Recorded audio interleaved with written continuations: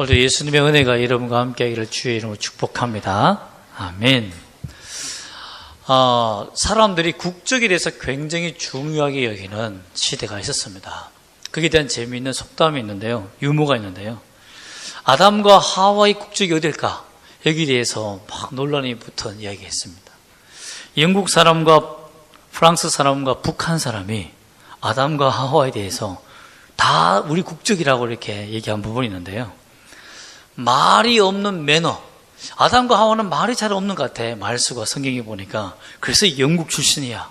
이렇게 주장하는 사람이 있었고, 또 프랑스 사람은 아니야. 벌거벗고 지내잖아. 옷이 없잖아. 그리고 아름답잖아. 옷이 벌거벗고 예술적으로 아름다운 사는 걸 보니까 프랑스 국적이 분명해. 이 말을 들은 북한 사람이 뭐냐면, 아니야요. 옷도 집도 없는 거지야요. 이러면서 그 에덴 동산을 천국이라고 했겠지비. 그러니 북한 사람이 분명하지비라고 이렇게 말했다고 합니다. 제가 왜 이 말을 드리냐면, 여러분, 아담과 하와의 국적이 하나님의 나라의 국적이죠. 예수님의 나라의 국적 누굽니까? 우리는 다 예수님 나라의 국적을 가진 사람이라는 것을 믿기를 소망합니다. 나라를 잃어버린 이스라엘, 에스더도 나라를 잃어버렸어요. 우리가 느헤미야도 보았지만 나라를 잃어버린 사람들이 얼마나 많습니까? 그러나 오늘 본문이 주는 핵심은 뭐냐면, 우리의 국적은 이 나라, 이 땅에 사는 국적이 아니라 어디에 있는 국적이다? 하나님의 나라에 있는 국적이다. 우리의 국적은 한국 국적이 아니라 하나님의 나라, 예수님의 나라라는 것을 분명히 발견하고 아는 여러분 되시기를 주의 이름으로 축복합니다. 아멘. 오늘 말씀 보면, 특히 16절 말씀 보면, 유대인을 죽이려고 하는 아하수에로 왕의 정책에, 특히 그 밑에 있는 하만이라는 사람의 술수에 왕을 아련하여서 왕에게 목숨을 걸면서 죽으면 죽으리다 라고 하며 왕에게 부탁하는 에스더의 모습이 나타납니다. 에스더가 목숨을 걸게 된 이유는 뭘까요? 또 어떤 사정이 있었기 때문에 목숨을 걸게 되었고, 목숨을 걸 만큼 에스더에게 어떤 일이 일어났는가 라는 것을 우리가 살펴보고자 합니다. 왜 먼저 죽음을 각오한 일이 생겼을까? 아하수에로 왕은 굉장히 타락한 왕입니다. 어느 정도 타락한 왕이냐면, 자기 부인이 분명히 살아있음에도 불구하고 자기 신하의 부인을 자기 아내로 삼을 만큼 아주 무리하고 아주 난폭한 왕으로 유명한 왕이었습니다. 역사적으로. 그런데 이 왕이 와스디라는 왕후를 데리고 살았는데, 이 와스디를 자기의 전쟁 전략 회의에 초대합니다. 그런데 이 와스디가 거절해요. 그 이유는 뭐냐면, 왕후인 자기를 두고 자꾸만 다른 여자를 만나고 다른 정책적인 일을 하지 않고 계속 술을 마시고 온갖 잡담과 이 연애를 펼쳐서 나라의 정사를 어지럽히니까 자신이 이 왕을 볼 때 너무 가스럽고 기가 찬 거예요. 또 와스디도 실제 보면 아하수에로 왕의 비선실세, 요즘 비선실세라고 말하지 않습니까? 왕 뒤에서 조종하는 그런 왕을 조종할 만큼의 비선실세가 될 만큼 어마어마한 권력을 가지고 있는 이 왕이었습니다. 왕후였어요. 그런데 술이 잔뜩 취해가지고 6개월 동안 연애를 펼치면서 전쟁을 펼치는 전략회의에 초대를 합니다. 그러면서 내 왕후가 얼마나 예쁜지 보라! 라고 하면서 그 전쟁에서 그 남자들이 자기의 그 부속물을, 전유물을 자랑하듯이 왕후를 자랑하니까, 나도 이 나라에서 끝발이 있고 권세가 있는데 오라 가라 말한다는 게 말이 안 된다는 거죠. 그래서 가지 않습니다. 그래서 이 왕이 화가 나서 어떻게 하면 좋을까 싶어서 7명의 방백에게, 즉 정치인들에게 자기 아내의 문제를 고민을 상담합니다. 이렇게 되니까 그 방백들이 실제적으로 이 나라를 조종하고 있는 와서디의 세력을 무너뜨리고 7 방백이 자기들이 이 나라의 페르시아의 주권, 비선 실세가 되기 위해서 와서디를 폐위하기를 건면합니다. 왜 이런 건면이 생기냐면 헬라와 전쟁이 붙었거든요. 이 페르시아가. 그런데 헬라와 전쟁에서 매번 패합니다. 한 번은 성공했는데 정말 엄청난 전투에서 패함으로 말미암아서 헬라와 전쟁을 어떻게 하면 승리할 수 있을까를 늘 연회를 펼치면서 회의를 열었는데 거기에서 6개월 동안 연회를 열면서 7 방백이 딱 붙은 거예요. 그런데 기회가 온 겁니다. 왕과 더욱더 가까이 될 수 있는 방법은 저 비선 실세인 와서디를 폐위하는 거다. 근데 때가 온 거예요. 어떤 계기가 왔습니까? 왕이 초청을 하는데 야사에는 이렇게 되어 있습니다. 왕이 자랑하고 싶어서 초청한 것이 아니라 7 방백과 뒤태는 지방관들이 부추기는 겁니다. 왕이요, 부인이 참 왕후가 예쁘다고 하는데 우리에게 보여주면 좋지 않겠습니까? 근데 초반에 보여주면 좋은데 잔치가 펼쳐지고 향락이 펼쳐지는 6개월이 지나서 왕후를 초대하니까 왕으로서는 굉장히 기분이 나쁜 거죠. 그것을 절묘하게 정치적으로 이용하여서 와서디가 오지 않을 것이라는 것을 은연중에 계산한 방백들이 초대하게 된 겁니다. 그 정치에 말려서 왕이 와서디를 폐위하게 됩니다. 그런데 이 폐위하게 된 다음에 왕에게 이 7 방백이 좋은 계책을 줍니다. 어떤 계략을 주냐면 왕이요, 와서디가 가지고 있는 이 정치 세력과 다른 반대되는 세력들을 모아서 왕후를 삼으십시오. 그러면 그 왕후는 당신에게 복종할 것이고 남자의 권력에 복종하기 때문에 모범이 될 것입니다. 왕의 권력에 반항하지 않는 세력이 되어서 당신에게 아부하며 살게 될 것입니다 라고 한 거죠. 실제적으로 이러한 계략을 낸 의도는 뭐냐면 지방관들, 방백들, 와서디와 반대되는 세력들 중에서도 자기 딸들을 소개해서 여왕이 될 수 있는 기회를 얻고자 했기 때문입니다. 그래서 2장 8절에 보면 볼까요? 에스더 2장 8절에 보면 자발해서 여자들을 뽑아서 왕후를 뽑는 것이 아니라 강제로 징집되어 있는 장면들이 나타나는데요. 한번 다 같이 읽어보겠습니다. 에스더 2장 8절 시작. 왕의 조서와 명령이 반포됨에 처녀들이 도성 수산에 많이 모여 헤게의 수하에 나아갈 때에 에스더도 왕궁으로 이끌려가서 궁녀를 주관하는 헤게의 수하에 속하니, 여기에서 이끌려갔다는 이 말은 수동태로 되어 있습니다. 수동태가 뭐냐면 내가 능동적으로 자발적으로 자원해서 간 것이 아니라 강제적으로 어떤 사람이 와서 보니까 얼굴이 곱고 예쁘단 말이에요. 그래서 너는 왕후에 간택될 여왕이야, 여왕이 될 수 있는 선발대 여자라고 하면서 강제적으로 사람들 막 데리고 간 거예요. 군사들이 왔어요. 모르드게도 기스의 아들이고 저 왕가의 출신이고 했지만 자기 부모가 돌아가고 조카를 데리고 키우고 있는데 나라에서 잡아가니까 너무 긴장이 된 거죠. 그 위기 상황 속에서 그가 기적적으로 왕후가 되게 되었다는 것입니다.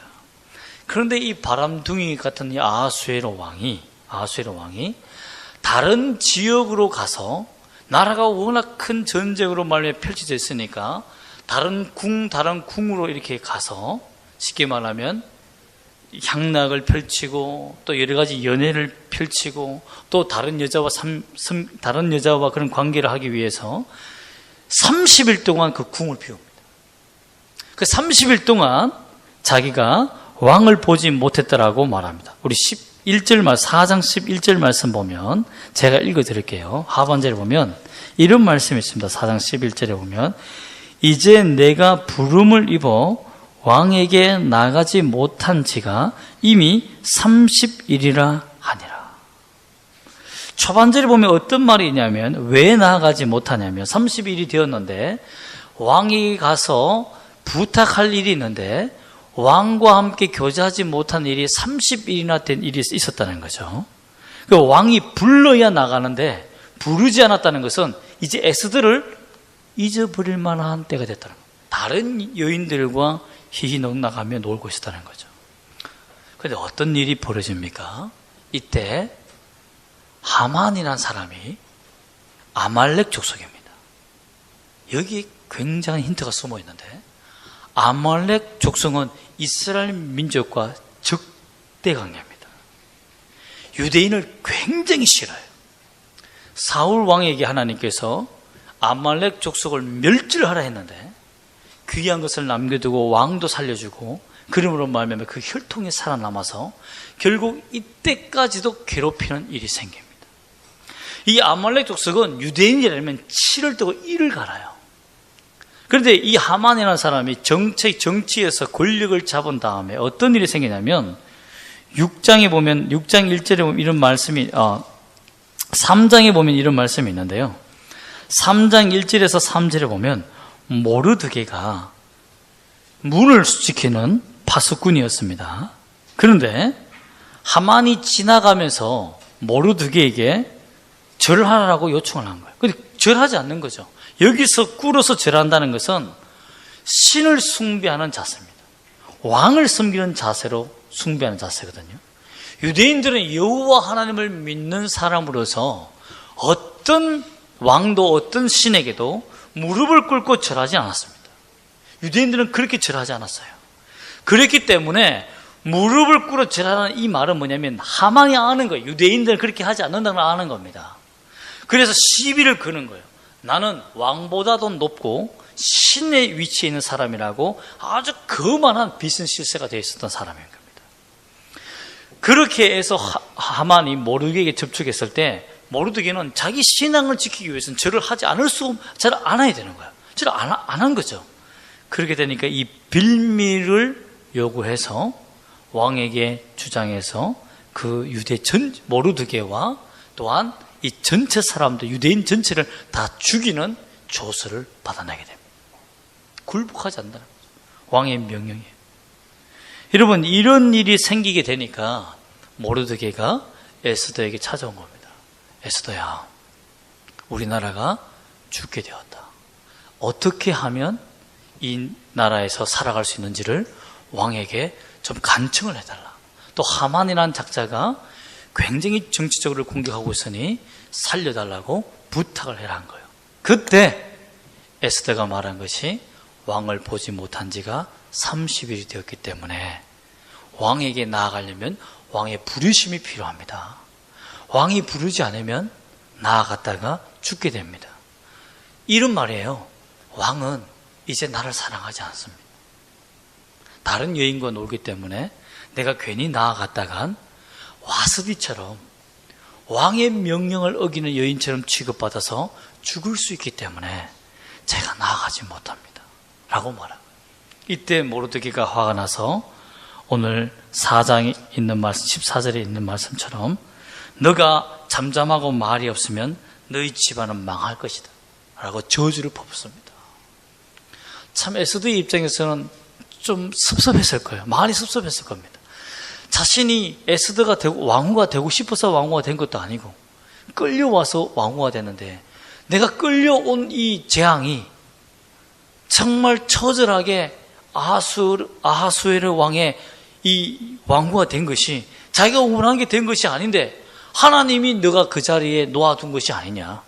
너가 이 일을 하지 않으면 너가 이 일을 하지 않으면 너의 집안과 너가 망할 것이다라고 저주를 퍼부으니 그 삼촌이 얼마나 미웠겠습니까? 갈등이 되겠죠. 이런 갈등 속에서 에스더가 어떻게 죽으면 죽으리라고 오늘 말하면서 그 왕 앞에 나가게 되었느냐라는 것입니다. 큰 이유가 있습니다. 첫 번째는 모르드게의 믿음이 옳았다고 인정했기 때문입니다. 어떤 믿음이냐면 보십시오. 14절 한번 다시 읽어볼까요? 시작. 이때에 내가 만일 잠잠하여 말이 없으면 유다인은 다른 데로 말미암아 노임과 구원을 얻으려니와 너와 내 아버지 집은 멸망하리라. 내가 왕후의 자를 얻은 것이 이때를 위함이 아닌지 누가 알겠느냐 하니, 여기에서 놀라운 것은 뭐냐면요, 우리가 좀 전에 2장 8절에 읽었듯이 에스더가 자기가 미스 코리아를 자원해서 미스 코리아가 됐습니까? 왕후가 됐습니까? 아니에요. 그냥 잡혀온 거예요. 모든 지방간이나 7 방백들이나 그 정치인들이 모두가 자기의 딸들을 자기 지역에 있는 도에 있는 여인을 왕으로 세워서 한 자리 얻어서 정치를 얻으려고 했는데, 정치 권력을 얻으려고 했는데 유대인이 된 거예요. 유대인이라는 그 정체를 드러내지도 않았어요. 그런데 기가 막히게 되었다는 거죠. 이것이 우연히 되었다라고는 할 수가 없는 거예요. 그 이유가 뭐냐면, 와스디가 남편 말을 거역했고, 또한 그 빚은 실세와 반대되는 세력을 찾다 보니까 그 모든 많은 사람들을 그냥 우연적으로 뽑게 되는데, 그 중에 우연히 에스더를 보고 그가 선택하게 됐다는 겁니다. 여러분 생각해 보세요. 왕후를 뽑는데 권력을 보지 않는 왕이 있습니까? 그 도를 통합하기 위해서는, 127도라 되는 도를 통합하기 위해서는 한 여왕을 뽑으면 전체를 통합할 수 있는 여왕을 뽑아야 되지 않겠습니까? 또는 부가 있든지 군사력이 있어서 언제든지 자기를 수호할 수 있고 전쟁에 헬라와 전쟁을 할 수 있는 전쟁이 있는 여왕을 뽑아야 되지 않을까요? 조건을 따져야 돼요.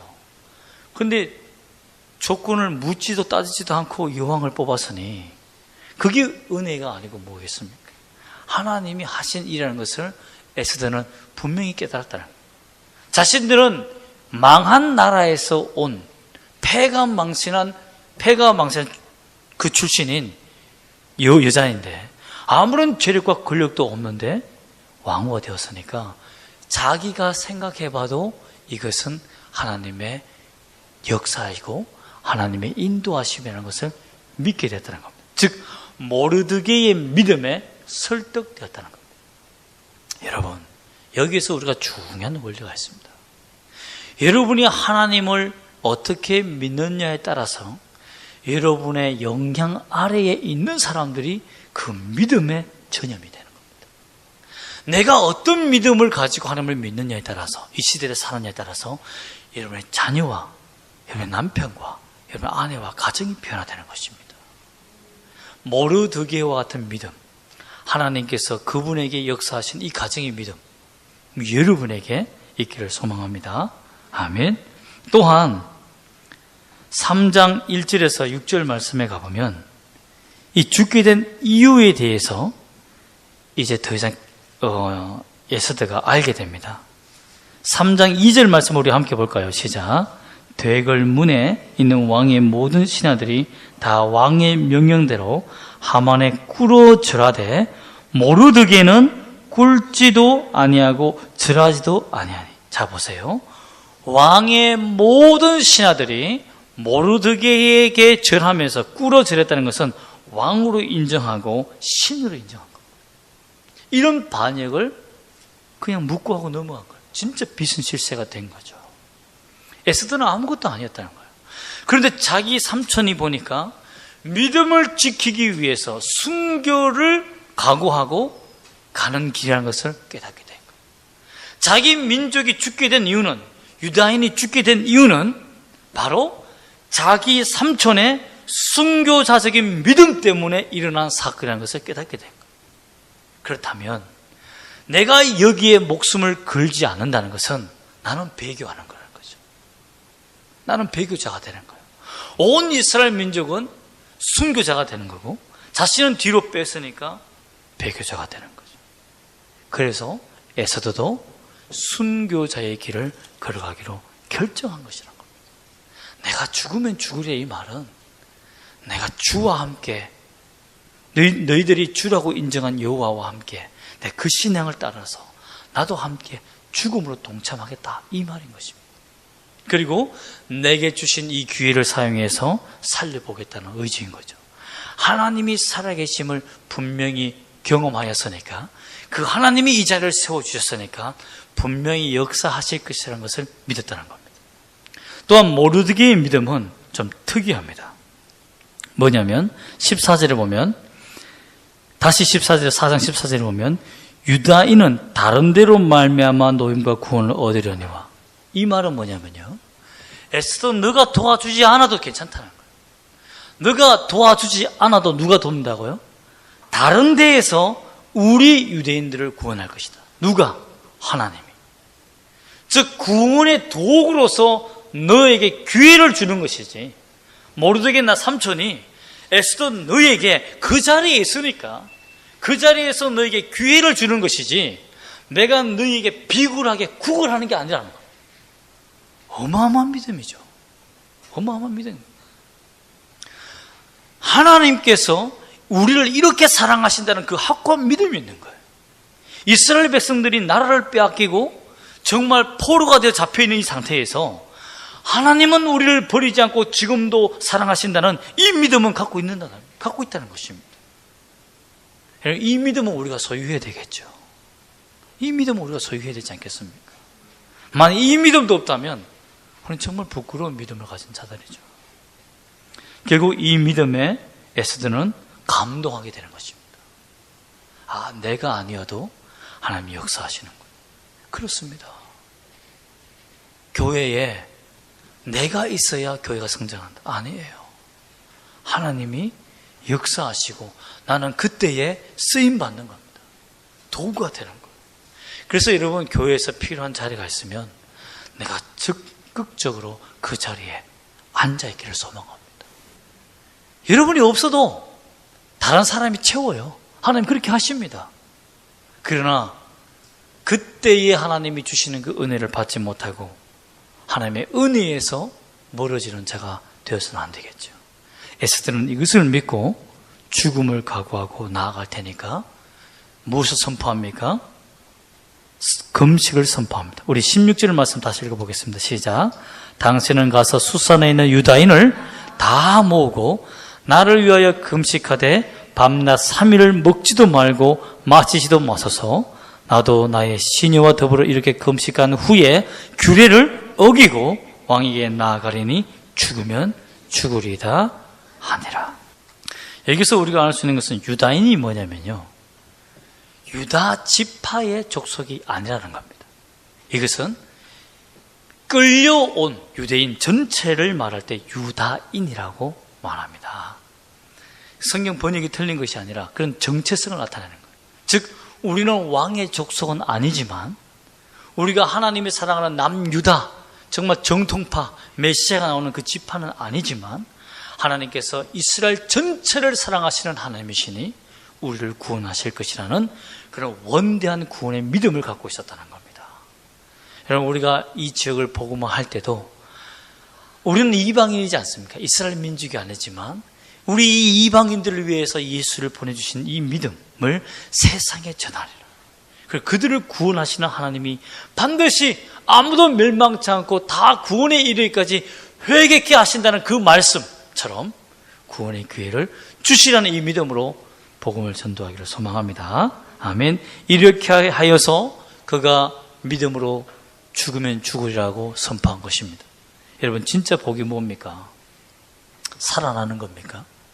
내가 이런 고난과 위기를 당하지 않는 겁니까? 순교의 기회가 없는 것이 복입니까? 아닙니다. 여러분 인생 속에서 위기가 찾아와서 내가 내 믿음을 증명해야 하는 그런 위기가 복인 것입니다. 하나님께서 너는 나를 얼마나 사랑하느냐, 진짜 너는 나를 위해서 목숨을 걸 수 있느냐 라는 이런 믿음의 위기가 내게 왔을 때 그 자리에 나아갈 수 있는 기회, 이게 복이라는 것입니다. 그리고 그런 죽으면 죽으리라는 그런 담대한 용기를 주신 것이 복인 거죠, 여러분. 그게 은혜가 아닙니까? 주님을 위해서 죽겠다는 마음이 그냥 생기겠습니까? 여러분, 이러한 마음, 이러한 은혜를, 이러한 복을 받기를 주의 이름으로 소망합니다. 아멘. 결국 5장 1절과 4절 보면 왕이 귤을 그에게 내밉니다. 2절 말씀 읽어볼까요? 5장 2절 시작. 왕후 에스더가 뜰에 선 것을 본즉 매우 사랑스러움으로 손에 잡았던 금규를 그에게 내미니 에스더가 가까이 가서 금규 끝을 만진지라. 여기서 보면 참 신기한 말씀이 나와요.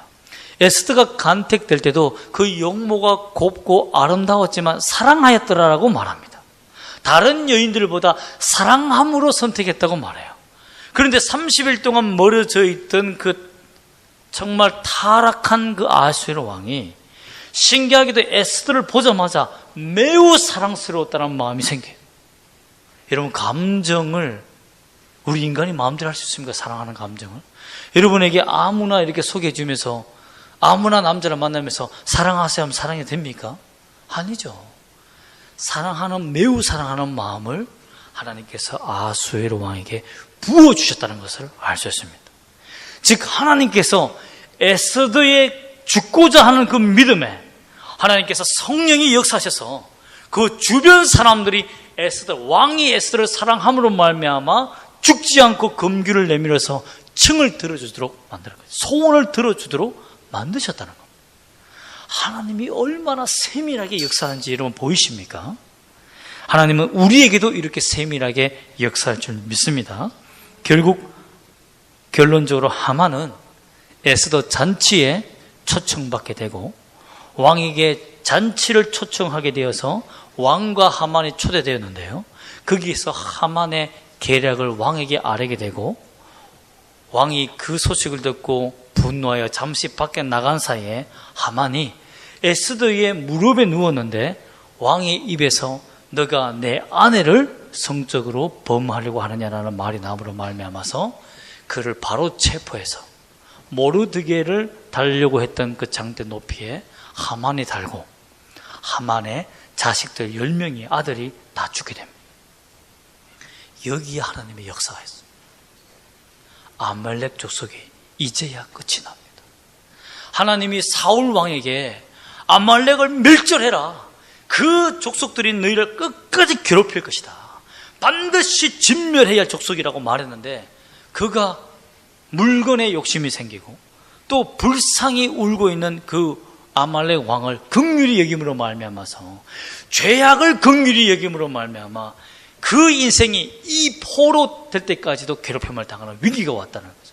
이때 에스더의 믿음으로, 순교자적인 믿음으로 아말렉 족속이 이제야 끝이 나게 되는 하나님의 역사가, 구속의 역사가 이루어지게 되었다는 것입니다.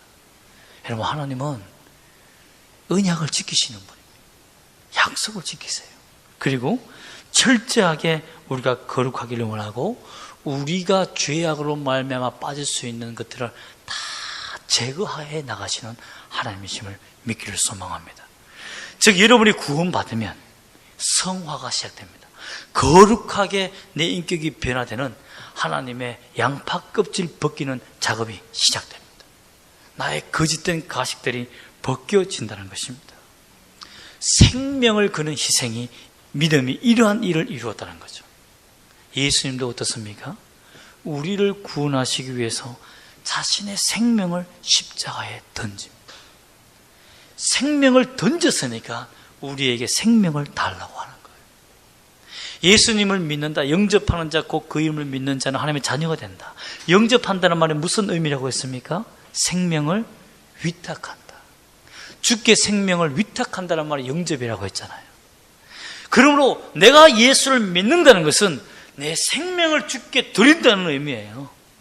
즉 하나님이 먼저 우리에게 생명을 주셨기 때문에 하나님도 우리에게 원하는 건 뭡니까? 생명이라는 거예요. 그러나 그 가치는 비교할 수가 없는 거죠. 보잘것없는 나의 생명도 받기를 원하시는 하나님. 여러분, 믿음은 무엇입니까? 자동차가 도로를 달리면서 차선을 지키는 것과 똑같습니다. 에스더가 하나님께서 우리를 사랑하시고 하나님의 우리를 건진 것을 알고 모르드게의 믿음을 따라 하나님의 말씀대로 내 생명을 드리고자 했던 그 믿음의 헌신처럼 하나님의 말씀에 복종하며 내 생명을 드리는 영적 차선을 지켜가는 것이 믿음이다라는 것입니다. 여러분, 그러므로 내가 차선을 지키기 위해서 어떻게, 영적 차선을 발견하기 위해서는 어떻게 해야 될까요? 말씀대로 이게 성경을 잘 알아야 된다는 거죠. 여러분, 제가 이집트와 중국을 2번 방문한 적이 있는데요. 1번씩 방문한 적이 있는데요. 이집트와 중국의 공통점은 뭐냐면 차선이 없더라고요. 대도시 외에는 도로에 차선이 없어요. 그래서 10차선 되는 엄청난 거리인데 차선이 없으니까 차들이 어떻게 가겠어요? 막 오합지졸로 뒤에서 막 가요. 차가 빨리 달릴 수 있어요, 없어요? 빨리 못 달려. 사고 날까 봐. 이집트는 어떠냐면 이집트는 더 합니다. 이집트는 접촉 사고가 그냥 에티켓입니다. 쾅 받으면 뒤에서 손을 흔들어요. 그러면 앞에서 오케이 하고 갑니다. 보험사가 장사가 안 되는 곳이 이집트입니다. 거기는 워낙 부딪히고 사람들도 있잖아요. 굉장히 빠른 길을 그냥 걸어갑니다. 목숨 내놓고 가요. 그게 이집트입니다. 차선이 없으니 엉망진창이에요. 그러니까 차가 빨리 가지를 못해요. 빨리 가지를 못해요. 여러분, 하나님의 말씀대로 살지 않고 세속적인 가치관을 따라 살면 세상에서 잘 되고 빨리 갈 것 같죠? 아닙니다. 죄악이 반드시 여러분의 인생을 긁어 넘어집니다. 하나님의 징계가 반드시 여러분을 긁어 넘어지게 합니다. 영적으로 우리가 하나님의 말씀을 지키고 순서대로 갈 때 빨리 갈 수 있습니다. 하나님의 시간표를 따라서, 하나님의 정규 속도를 따라서 가면 목적지에 잘 도착할 수 있다는 겁니다. 아브라함 링컨이 이런 말을 했습니다. 노예 해방을 위해서 전쟁을 할 때 부하가 물었습니다. 하나님이 우리와 함께 하심을 우리가 믿어야 합니까? 라고 하니까 아브라함 링컨이 이렇게 말했습니다. 하나님이 우리와 함께 하는 것을 기대하지 말고 내가 하나님과 함께 할 수 있는 길을 선택하라. 여러분, 우리가 그 길을 걸어가야 됩니다. 하나님이 우리와 함께 할 수 있는 길, 하나님이 가고 있는 길에 우리가 편성해야 되는 거예요. 합류해야 되는 거죠. 이런 믿음으로 승리하시기를 주의 이름으로 축복합니다. 아멘.